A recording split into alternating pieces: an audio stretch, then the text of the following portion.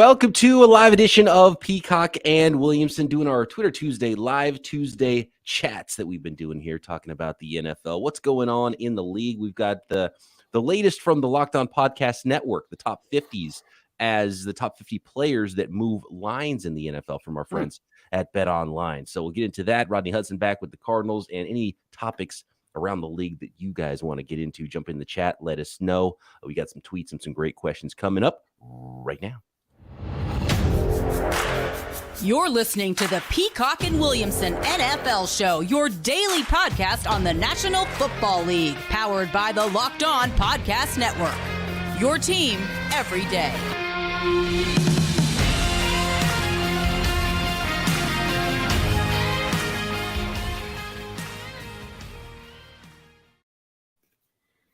Welcome to the Peacock and Williamson NFL Show. Brian Peacock and Matt Williamson here with you at BD Peacock at Williamson NFL. Thanks for making us your first listen here on the Locked On Podcast Network. Your team every day is what we do. I want to check in with the top line movers in the NFL all week long. If you listen to the show, you've heard us talk about the top 50 line movers according to Betonline. So this isn't our votes. This is how Betonline sees players and how each individual player in the NFL moves the NFL line. So it's a really interesting list, and we'll talk about, so we're not going to spoil anything that hasn't been released yet. It's going to be 10 per day right here on the Locked On NFL YouTube channel or on the Locked On NFL channel on wherever you find your podcast, where you can find all the episodes talking about the top 50. But we're going to talk about the first 10, 50 through 41, which is interesting because fewer quarterbacks at the bottom of the list. A lot of quarterbacks, I'm assuming, at the top.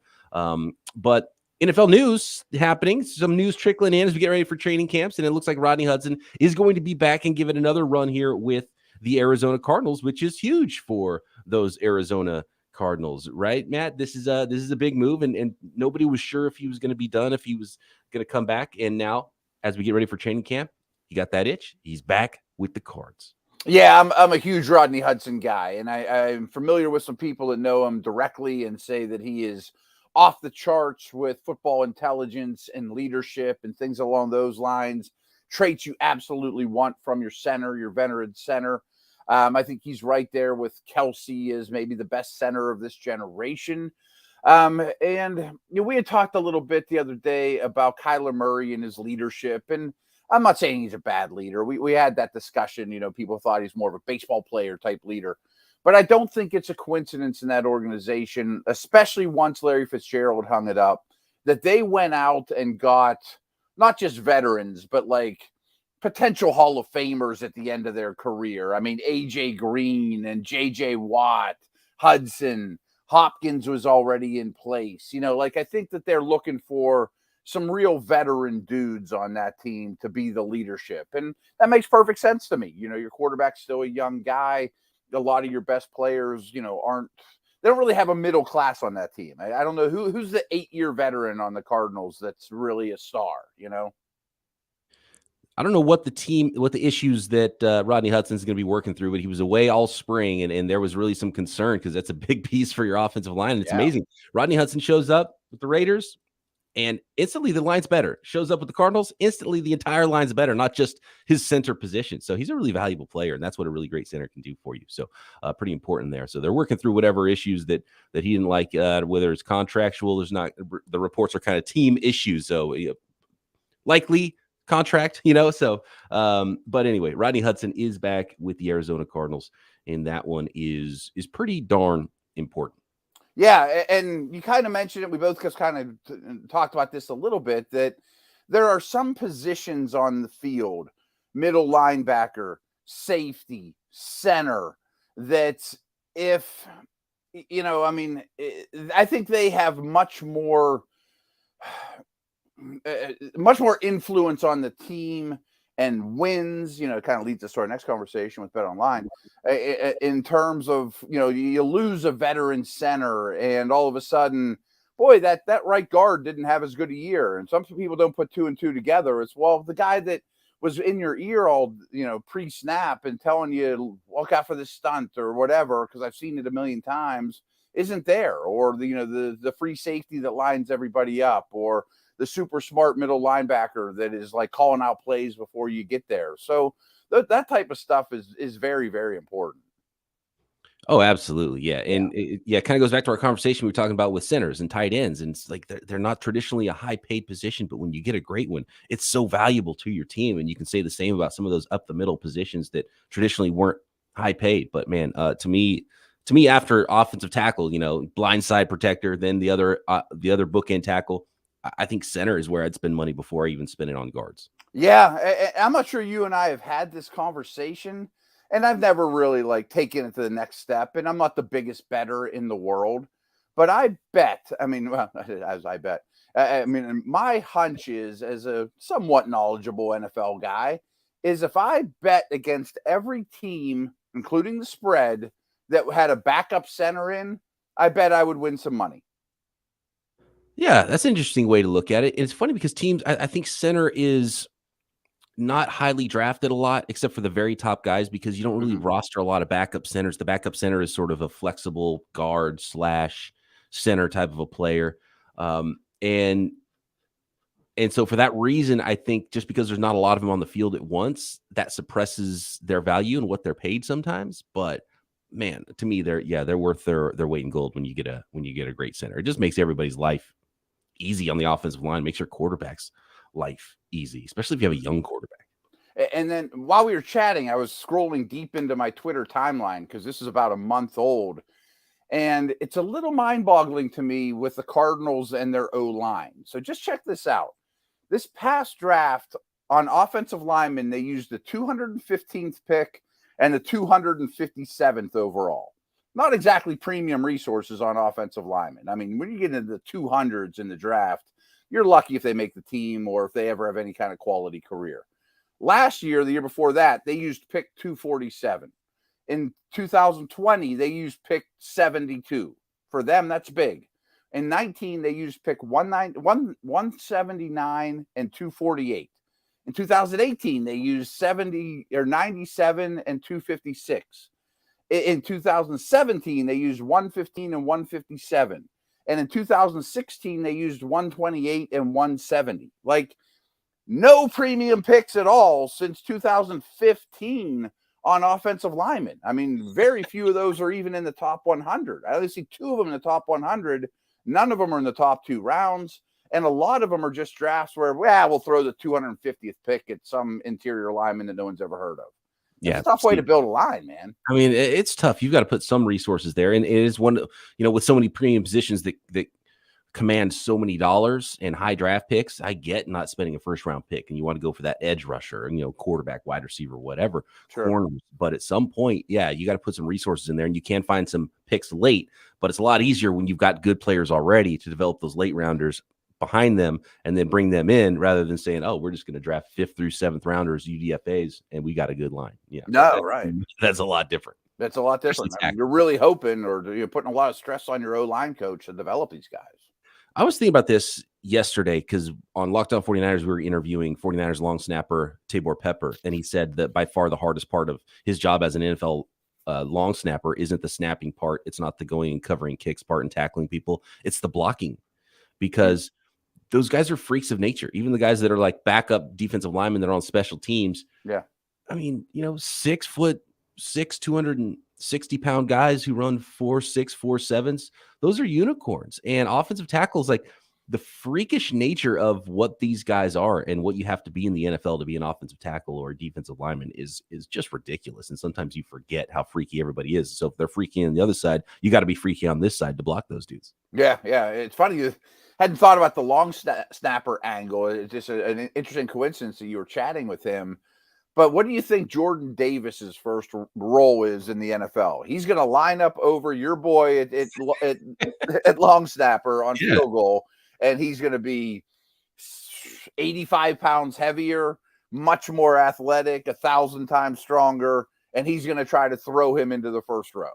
Right, and get those big old mitts up there and block a kick. Yeah, so it's not an easy job. It's a really cool conversation, by the way, with Tabor Pepper, who was, I think he tried out for 20 teams, Niners 3 times before he stuck in the NFL. And really cool story for him. And it's probably interesting to learn a little bit about long snappers. I learned a lot about long snappers. So not just for 49ers fans, for any NFL fans. And that went live this morning, Tuesday. So go check that out if you want to Do learn about the life of a long snapper. Do you know my long snapper son theory? This might apply to your young fella.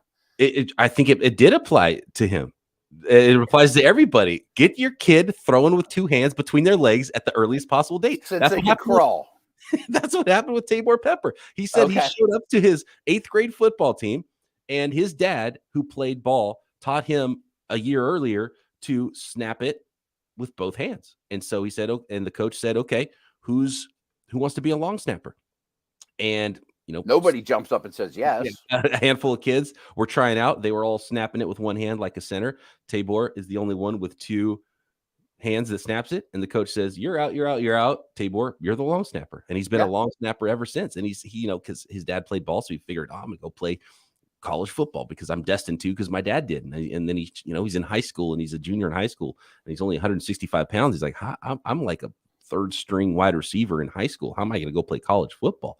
But it was the long snapping. He's got better and better and better. And it's a really interesting story. But yeah, if you want to find a path for your son to make the NFL, get him snapping with two hands early. Yeah, 100%, because nobody practices that stuff as kids. They all want to catch touchdowns or make sacks or, whatever. And he's a perfect example. I mean, it's tough to hook on with one of the 32 teams. There's only 32 jobs. But once you do and you gain the trust of a coach or a special teamer, it's also a little harder to get cut in some positions, a 4th safety, a 5th linebacker, once you kind of latch on and prove you're reliable, you're in. But my angle is not even aiming for the NFL is when we were at Pitt, we had one long snapper on scholarship and we usually had one preferred walk-on. There's a lot of schools out there. I mean, that might be the easiest path to get a football scholarship. Fantastic stuff. Yeah, special teams is important. If you want to make it to the next level, be able to play special teams. Line up first to try to play special teams. You get good at it, and that'll give you an opportunity to earn other spots. 100%. Okay, let's talk a little bit about this list of top 50 best players in the NFL. As far as how much they move the lines, we're going to talk about 50 through 41, some of the names there at the bottom of the list, because I don't want to spoil the top that hasn't been released yet here on the Locked On NFL channel of the network. But first, we've got to let the folks out there know about Dave. Be honest, you at some point in your life have been living paycheck to paycheck, struggling to make ends meet. It can be really stressful when unexpected expenses come up. Now Dave can help you out of a pinch when you really need it. A little help from your future self. Dave is the banking app that can help you get $500 instantly with extra cash. That's more money to fill your tank, buy that wedding gift that you've been invited to, catch up on bills, whatever it is. Tackle those expenses that have been stressing you out without any hangups. No interest and no credit check needed. Millions of people have already downloaded the Dave app to get financial relief they need with extra cash. So if you're in a pinch and need some extra help, download Dave and think of it as a helping hand from future you. Download the Dave app from the App Store right now. That's D-A-V-E, Dave. Sign up for an extra cash account and get up to $500 instantly. For terms and conditions, go to dave.com/legal. Instant transfer fees apply. Banking provided by Evolve, member FDIC.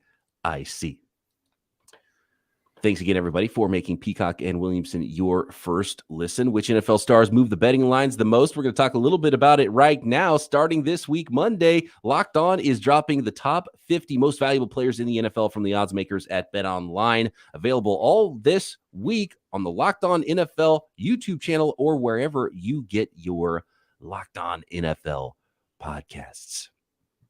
So the lists, Matt, here of the top 50 players, and I see some questions in the chat. I see some questions on Twitter that we're going to get to in here in just a bit. I just want to talk about these line movers according to BetOnline, and I'm going to pull it up on the screen actually with the 50 through 41. Number 50 is a guy that we kind of badmouthed a little bit, and here's a list on the screen for those of you who might be watching on YouTube, but I'll talk about it a little bit here. Trevon Diggs, a lot of interceptions, flips the field, and I heard Marcus Mosher talking about it on this episode of the Top 50. He's the host of Locked On Cowboys, talking about Trevon Diggs, and it started to make more sense about why someone like Trevon Diggs would move the lines, because it's not even about him being a shutdown corner. And when he's on the field, he skews things so much to the Cowboys' favor. But he actually does. Like, how big is a turnover in the NFL, right? That will change the line of a football game. And according to Betonline, Trayvon Diggs moves the NFL line about a half a point, 0.5. It's pretty cool if they have those on here.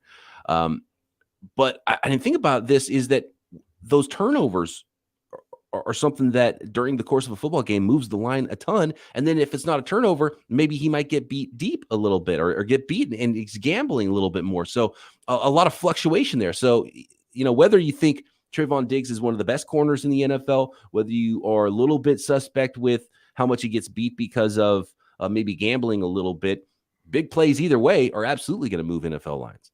I guess that does make some sense. This isn't the best 50 players on the planet. This isn't the top 2 corners on the planet. I mean, I had problems with Diggs in the top 10 list for corners. But, I mean, I don't know the percentage off the top of my head. I think it's somewhere around like 75 to 80% of the time. If you win the turnover battle, you win the football game. And if he can create turnovers, well, that's what we're talking about here, betting football games. Yeah, absolutely. And it's funny because he's only one spot behind Jalen Ramsey, who comes in at number 49, and I would think there would be somewhat of a chasm between those two guys. I would too, but I guess it's just that point about the takeaways in that, yeah, Ramsey has a massive presence, and they use him in a variety of ways, but you can also not throw his direction. You can also avoid a top corner a little more. Of course, there's a ripple effect that makes all the other guys' jobs easier if everyone knows you're avoiding Ramsey, but I hear you.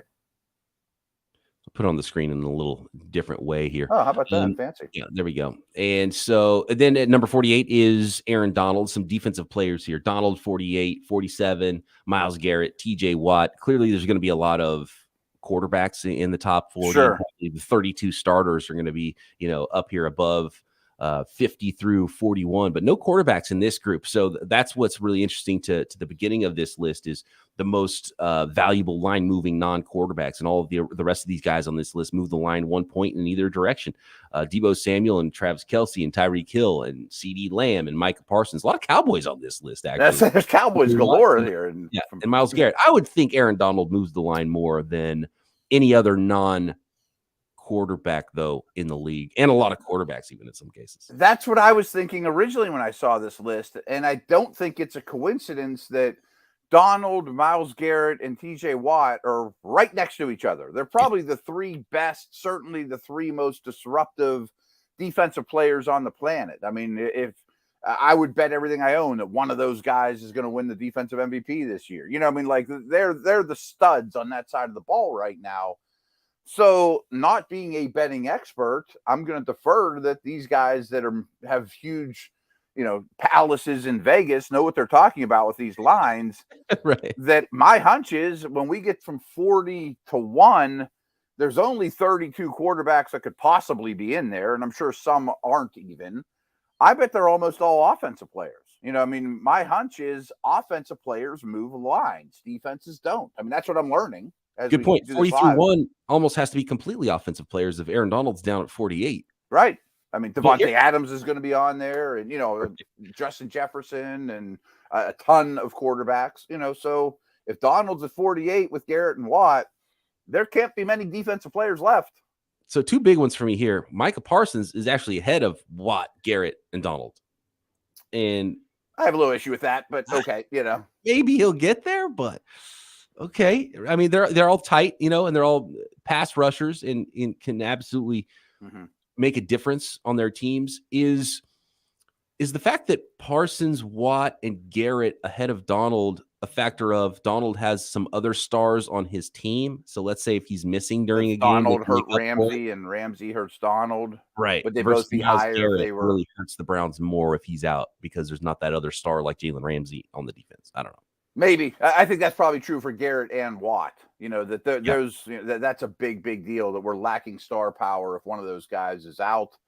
Maybe I don't know if they've done this exercise year after year after year, Is it almost impossible for a true defensive tackle to get on the list? And the fact that there is one is monumental in its own right. Yeah, maybe that's it. The positional You know? value, they're just devaluing D tackle versus Yeah. some of the other positions. So I bet there's no guards on this list. yeah, there probably is not any offensive lineman on this list, and that's a good question. Should there be an offensive lineman on this list? If the who's the the left tackle for whoever comes in at number one? If it's a quarterback, right? That guy's pretty Trent Williams. You're right. Yeah. And then Deebo Samuel was the most valuable player on the 49ers last year. So if somebody else on that team is higher than him, then I think Deebo might have a gripe with this list because nobody moved the line last year more than Deebo Samuel for the 49ers. He was far and away the MVP of that team. And I'm sure this applies to top 100 lists. I'm sure a lot of listeners are like, man, I mean, these are too good of players to be in the 40s. But when you do like the NFL top 100 list, that's like 5% of the league. So this is like 2 or 3% of the league. I mean, being on a top 50 list, this isn't the top 50 NBA players where there's 11 or 12 guys on a roster and 5 guys on the court. I mean, being a top 50 NFL player, period, is elite. Absolutely. We got some good questions coming up here. What franchise would we buy if we were somehow gifted hundreds of millions of dollars, Matt Williamson? And a question in the chat here from our buddy Sean we will get to coming up next. But I want to let the folks out there know first about Built Bars. Tons of great flavors at Built.com. The protein bar that tastes like a candy bar, high in protein, low in calorie, low in sugar. It is the snack that you want to reach for that won't wreck your diet. So the first thing you got to do is go into your pantry, get rid of all that bad stuff that you're going to reach for because it's there at your desk at work, in the glove box of your car, in your golf bag. Power you through the back nine with all that protein. In your briefcase, in your purse, right? Get rid of the junk and put some Built Bars in there because you will thank me because they taste delicious and you don't have to sacrifice taste for eating healthy. Again, high protein, low sugar, low calorie. That is the combination you're looking for, whether it's the coconut brownie chunk flavor right now at Built.com. Always new seasonal flavors coming all the time, all the classic flavors. I love the peanut butter. If you are a marshmallow lover, they've got the Built Puff Bars as well. Marshmallowy goodness. Almost all Built Bars are covered in 100% real chocolate too, which is the difference and really sets them off. It is delicious, real chocolate, not some brown colored fake chocolatey flavored stuff. So go to Built.com right now, and with our promo code, you can get 15% off your order. That is promo code LOCKED15 to get 15% off at Built.com. Our friend Ross on Twitter asked this question. If you were a billionaire and you could buy a franchise right now and become the next Jerry Jones or Kraft, etc., which franchise would it be and why? 49ers and Steelers not allowed, since we both cover those two football teams. So we can't be in San Francisco or Pittsburgh. Which franchise? And I can't buy the Niners and hire you, and you can't buy the Steelers and hire me. We can't circumvent the rules here. Yeah. There. And by the way, someone responded to this. Velour says, I'd buy the Cleveland Browns and then ship them to Siberia. I like that. That was funny. Yeah. That sounds like a Steelers fan, actually, that might have said that one. Possibly. I think there's a few of those listening. Yeah. My initial thought was, I want a traditional, awesome fan base, a tradition of winning. Doesn't have to be the most Super Bowl titles in the league. I guess those two franchises are taken besides New England, though. I just will throw that out there. So I thought about the Patriots. I thought about Green Bay, Kansas City, Buffalo, like awesome fan base. But with my Steeler roots and the Rooneys being able to walk to the stadium there, on game day, I'm going to live in my town. I don't know that I want to live in Green Bay or Buffalo. Like, I can handle cold better than I can handle heat, but I don't know that New England, Buffalo, Green Bay is where I want to move the Williamsons from this point on. So I came up with one, and I'm a bigger guy. I don't handle heat as well as I handle cold, but I hear Tampa's pretty darn nice, and they have an established, situation there now too. TB12 won't be there when I take over, but no state income tax. Are you sure TB12 won't be there? He might be. Maybe I'll hire him though. He might- will be working for me in some way. I mean, even if he's in the booth, but he's going to be affiliated with the team. I would want a market that that has a big fan base. I like that, and that you can win with. I'm going to go. You're going to go put your feet in the sand. I'm going to go bigger city. I'm going to take one of the teams in New York and win some stinking football games for those franchises. Imagine building a winner. Chaining it around. Yeah, imagine building a winner for the New York Giants or the New York Jets. Even at least the Giants have had some winners. Like the Jets just haven't had any winners. But I think a team like the New York Giants, that's where you'd go. Big market team. They have a big fan base, a global fan base in some cases, and go build a winner in New York, and then you'd be, a king, and your children's children would be remembered as kings because their grandfather brought home a title for the New York Giants. So I'd probably pick one of the New York teams. Yeah, it's funny you said your children's children, because this isn't who do you want to GM, who do you want to go work for right now. I'm not putting a lot of weight in. Well, the Chiefs have Mahomes. We'll be competitive for the next 5-10 years. Yeah, that's great. But I'm thinking about like my kids, the Williamson family 100 years from now when Pat Mahomes is long gone and we're way, way long gone. I'm just thinking of fan bases, area of the country, that type of thing. Like you said with New York, like you got a lot of work to do to turn those teams around. And it'd be great to, buy the Bills, win the Super Bowl this year and be like, oh, this is easy. But I'm thinking big picture. Right. Yeah, absolutely. And by the way, give me 1% of any NFL franchise, and I'd feel okay about that. I don't think they can. I think it's impossible for them to lose money unless there's like a zombie apocalypse. It's crazy. Sean here in the chat says, are either or both of James Harrison or Terrell Suggs Hall of Famers? Who has the better case overall? I have a feeling this is directed my way. You'll be shocked. I think Suggs is in and Harrison's out. Harrison was defensive MVP. I think on his best day, he was a slightly better player than Suggs. They both are part of amazing defenses and were near the top of the best of what they do. But I think Suggs did it longer and has a better resume. Yeah, I was going to say the same thing. I think there's maybe even a tier break between the two, and maybe I'm missing something with James Harrison, but I would say Terrell Suggs is probably going to get in. 139 career sacks. That's not almost double the career sacks of James Harrison. He's got 84.5 career sacks. James Harrison's a great player. That you don't have to knock one player to talk good about another. But Terrell Suggs, I think, is in a different level, and I think Suggs will get in the Hall of Fame. I don't think Harrison ever will. No, and kind of like your long snapping story, the first 4 years I'm thinking of Harrison's career were he was actually a Raven for a little bit. They cut him. The Steelers cut him 5 times. He actually did a little emergency long snapping, strange side note, but he wasted a lot of early years not producing. And then he came in here as a special teamer, and it took him a while to beat out like Joey Porter and the guys that are ahead of him, so yeah. All right. We're running out of time here. Let's see. We do have some other questions on Twitter that we can get to. Do one more quickie, something like that. Yeah, I think we can hit one more question here. Let's go down the list and find a really good one. By the way, when it comes to the Hall of Fame, do you think the Hall of Fame is watered down a little, Matt? Like, do you think that? Because I think we've talked about it a little bit, but just a quick answer: Hall of Fame. If you have to have a conversation about it, it's kind of you're not a Hall of Famer, right? And so I'm saying that because even Terrell Suggs like, oh, Hall of Famer, slam dunk, no doubt. I almost lean toward almost every player. I'm like, unless it's like, oh, he's so obviously a Hall of Famer, we don't have the conversation, then maybe he's not a Hall of Famer. Yeah, I hear you.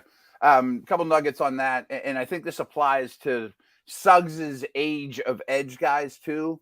There's a lot of dudes with similar resumes. Like if you're looking at the all-time sack leaders, I'm sure there's guys from like 90 to 190 sacks, or I don't know, whatever it is. It's like Peppers and Freeney and Allen and Ware and on and on. And I don't know that there's a huge line between these guys definitely should go and these guys aren't quite good enough.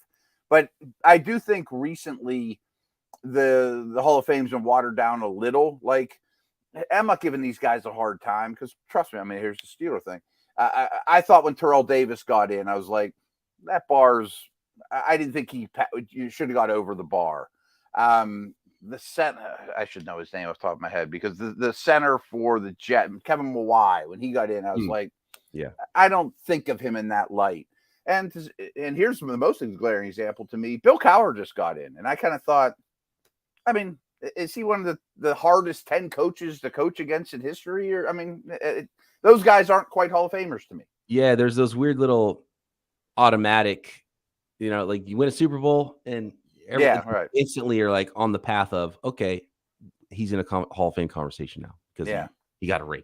And like as soon as Cowher got in, I'm like, well, then Tomlin's in, Harbaugh's in, Peyton's in. Oh yeah, Andy Reid's in. Yeah, Carroll. Like this generation, they all better resumes than Cowher. Yeah, there's gonna be a whole bunch of coaches going in the Hall of Fame in the next. Yeah, they're all similar ages. Not to mention Belichick, years. who's a slam dunk. Last one here. This is a question from Christopher on Twitter. And it's a little bit of an older one that I saved and had forgotten about. But we did our AFC and NFC power rankings. Oh, yeah. Post-draft. And he says, what I want to know is who are most likely to reach the playoffs between his team, the Dolphins, or the Detroit Lions. And if the Lions do get to the playoffs, did they win the Stafford-Goff trade despite the Super Bowl ring for Stafford? Huge other side note. I don't think one team has to win or lose a trade. I mean, if Stafford if he decides that Andrew Luck to never play again, the Rams won that trade. They got a ring. No matter what happens from this point on, that deal was good for them. I think it was good for the Lions too. I mean, just because of, I think that kind of ran its course. Would they be in a lot better situation with Stafford minus the picks and, a changing of the guard had to happen? I mean, I would love to see the Lions offense built as it is with Stafford instead of Goff, but it wouldn't be built as it is. I mean, there's a give and take there. I still think Miami's a noticeably tier better team than the Lions, but the path to getting the playoffs in the NFC is definitely easier than the AFC. If Tua's the 15th best quarterback in the league, Miami will probably be a 9, 10, 11 win team. Yeah, I doubt if he'll get there, but path much easier in the NFC, but the Dolphins just have a better football team right now. Are. I see them being second place in the East, getting to the playoffs. Right. And that should probably be even something that is pretty close to where, I don't know what their Betonline over under is right now, but it's probably pretty close to playoff level. Detroit Lions, more work to do, and they could get there soon. But I mean, this is a team that was just drafting number 2 overall. And was there anything added that is going to just catapult them to, Right. Yeah. I mean, even like Jameson Williams isn't going to play for a while. Right. Hutchinson's a really good player, but he's not Myles Garrett. I mean, like he's not going to fix the defense single-handedly like he's Superman. I mean, the defense still needs a lot of work. Yeah. Let's talk about 2023, most likely for the Detroit Lions there. Yeah. And that's great. I mean, considering what they took over there and then dealing Stafford, they had nothing. They had an awful roster a year ago. They wouldn't be like, knocking on the door of the Super Bowl with Stafford anyway. So I think it was a good trade for the Lions. I think it was something that had to be done. I think it was a win-win. It's their classic win-win. Mm-hmm. And you use that cap money elsewhere, and the picks are important. And right. All right, good stuff. Thanks, everybody, for jumping in on the live. We're going to be doing this most Tuesdays all season long.